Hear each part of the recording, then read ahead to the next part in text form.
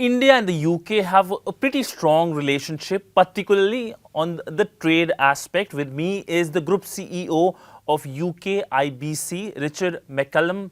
Welcome to WION. It's pleasure to have you here in our offices. And I'll start with perhaps a simpler question about the broader context of this relationship. If you can talk about that, particularly when it comes to trade and investment, where do you see the relationship and what is the current assessment of the relationship? Thank you very much. It's a pleasure to be here. So the UK and India enjoy a very healthy trade and investment relationship at the moment. The UK is a top 5 investor and has been over the last 20 years in India in terms of FDI. India is now the second largest investor in the UK. There are about 950 odd Indian companies in the UK with turnover of about £50 billion. And equally in India, there's about 670 UK companies here with turnovers of about £50 billion, and they employ about 500,000 people, 5 lakh people in this country right now. What are the strategic areas of collaboration between India and the UK, if you can elaborate on that? Sure, it's a good question because while the UK considers India to be a strategic partner, you have to focus in on certain areas if you're going to really succeed, right? So I think the areas where the UK and India are collaborating right now and where there's huge potential include things like finance and fintech. So the City of London's a considerable source of finance for India and potentially green finance. Lots of fintech companies in the UK who want to work in India. Climate and energy. So this is very much two-way. We recently had Essar announce a £3 billion investment in the northwest of the UK to fund the energy transition there. Defence is another area of huge collaboration. I mean, India wants to indigenize defence manufacturing. The UK has considerable defence capability and technology that it wants to bring here. You know, it wants to co-create and co-develop in India. And more generally, I think technology, right? So in July, when our Foreign Secretary visited India, he signed something called the Technology Security Initiative, and that's an agreement with India to work on the technologies of the future, things like quantum and AI and advanced materials. So that's a very exciting new development for the relationship.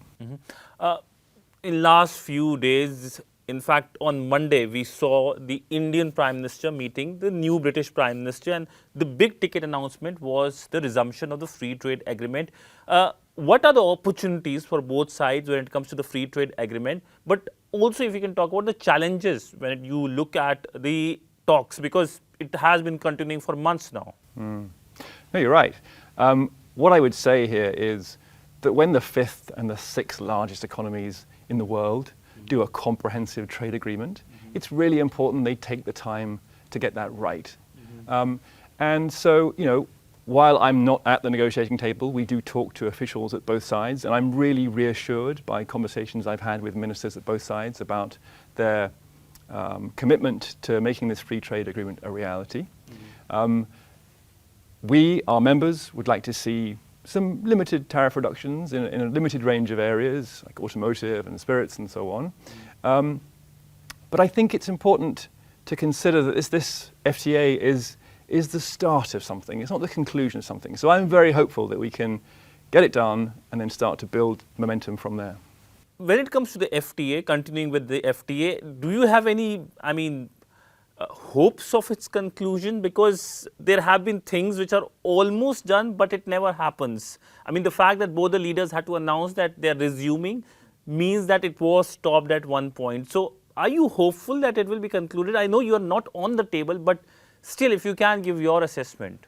Well, I think if you look, I think we did 13 rounds, and the 14th round was paused because we had elections in the UK. So you can understand why there was a break in the negotiation, because we had a general election in the UK, there was also an election in India, and we have a new government in the UK. But the new government in the UK has been very clear that it wants to pursue the FTA. So I think now that both governments are securely in place, we will see a progression in these negotiations, and I'm hopeful that they'll conclude successfully soon. How does the UK IBC sees the investment climate in India? Are there any concerns for global businesses, or do you see everything very rosy?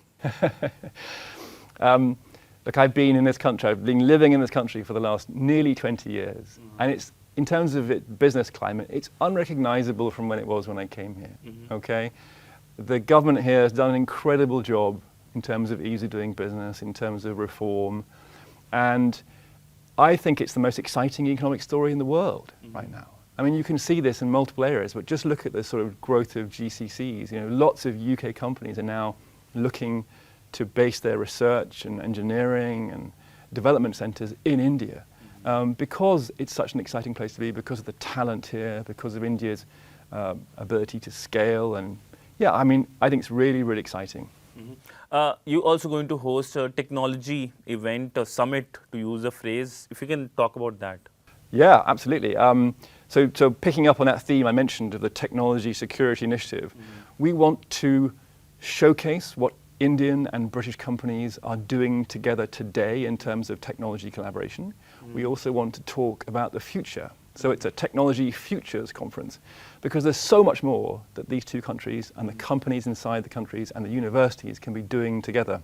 You know, powering Viksit Bharat, the development of India to 2047.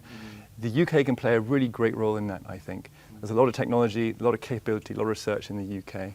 So yeah, we're exploring that tomorrow. We've got a number of sort of side seminars going on around that in terms of fintech and energy transition and technology collaboration. So it's very exciting. Where does UK essentially can play a role in terms of capacity building, the training of the future workforce here in India, and also Make in India? As you have pointed out several times, India is very keen on Make in India. Do you see any impediments there in terms of Make in India? Because many will say it is too much nationalism by the Indian government in terms of asking everyone, you need to build here to cater to the economy here. Sure.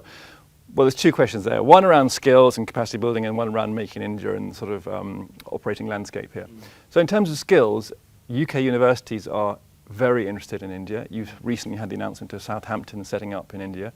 I think that universities from the UK, you're going to see much more of this kind of thing. They're excited about partnering with Indian universities for T&E arrangements and potentially for campuses. And they will bring new things to India in terms of skills and potentially employability training. So I'm very hopeful that the UK can play a role in that capacity building, as you said. Now, in terms of Make in India, look, I do a lot of work in defence right now.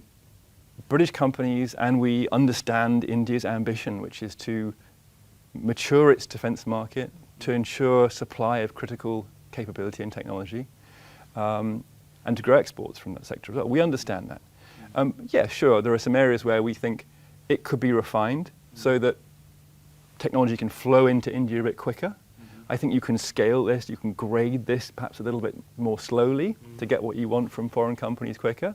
But I think generally speaking, you know, UK companies, we're encouraging them to think of India as a strategic partner, part of their supply chain, talent chain, technology chain.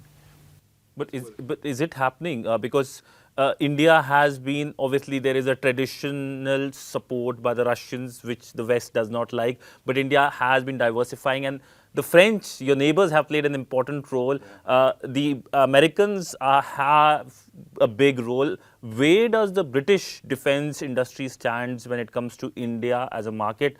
Because essentially, I mean, if you can give any examples to our viewers of a major defense collaboration between British companies and Indian companies? Yeah. You're absolutely right. The UK, having gone from very significant market share, has come down to a very small market share, right? We're behind the curve on some of this in terms of our peer competitors. But I see the strategy that the UK government has and the British business has now as changing that, right? And there are, I can't talk about them here for obvious reasons, but like under the radar, there are some really exciting new prospects where UK and Indian companies and the forces are working together on certain areas of capability development. So I think that's going to change. I think we have the right strategy for it, and eventually that's going to change. You're going to see the results pretty soon. So my last question is on sustainable development. India is a growing economy, but with growing economy comes a lot of pollution. You are staying here for 20 years and you must have seen the soaring pollution level in the national capital, Delhi. So essentially, in terms of sustainable development, where does UK stands in terms of being an important partner of India? Yeah, good question. We've all got our sustainable sustainability challenges. We've all got our SDGs to try and achieve. I think the UK can learn from India in this respect in some areas, and equally the UK has technology and finance that can help India's development towards its SDG and sustainability objectives. The UK is a world leader in things like clean technology and wind and so on. So I think there are areas where we can definitely work together to meet our objectives. Well, on that note, thank you so much, sir, for speaking to WION and come to our headquarters as well. Thank you so much, sir. Thank you.